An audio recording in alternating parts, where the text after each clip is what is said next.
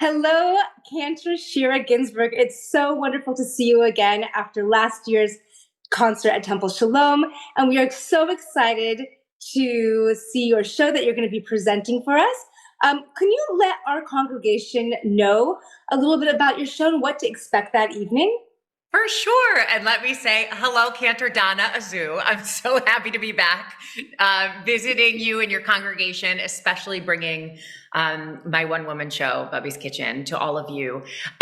What you can expect, it's a one-act, one-woman musical, and it basically tells the story of my growing up in my grandparents, my Bubby's home.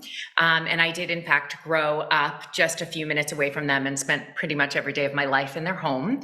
And my grandparents were both partisans, so they were resistance fighters. And they survived the Holocaust by living in the woods and fighting with 3 different partisan units.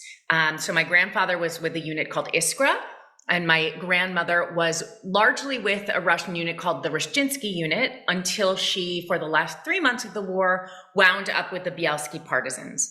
And as you can imagine, this legacy looms very large in my life, in the life of my family. My father was born in a DP camp in Germany called Fehrenwald. So he immigrated to this country when he was only 4.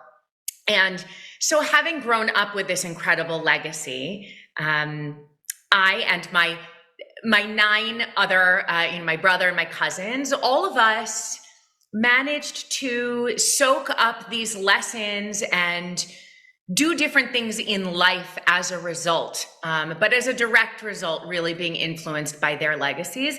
And I, of course, became an actor and a singer and a cantor, but my acting never left me. And so I wrote a musical about how meaningful a legacy is in one person's life as they grow up. And what the story details is really my experience as a 3rd generation, or as I call myself, 2nd and a half generation Holocaust survivor.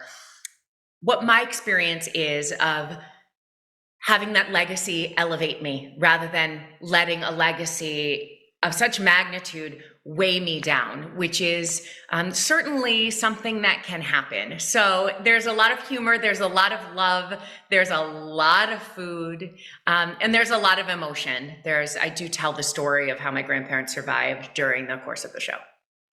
It sounds like an incredible show. I cannot wait to see Bubby's Kitchen. Yeah. Temple Shalom, if you would like to see Bubby's Kitchen, please join us for our Temple Shalom annual fundraiser, Bubby and Bubbly, Saturday evening, March 21st. We will also be honoring Susan and Jay Weiss and Estelle and Stuart Price, as well as our special mentions, Don Belmont and Ken Goldstein.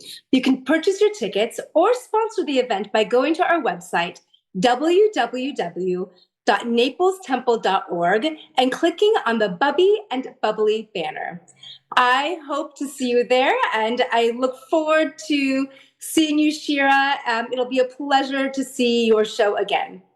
I can't wait. I love the name of the event. I'm telling you, it's aptly named, given that you're going to laugh, you're going to cry, and you're definitely going to be noshy.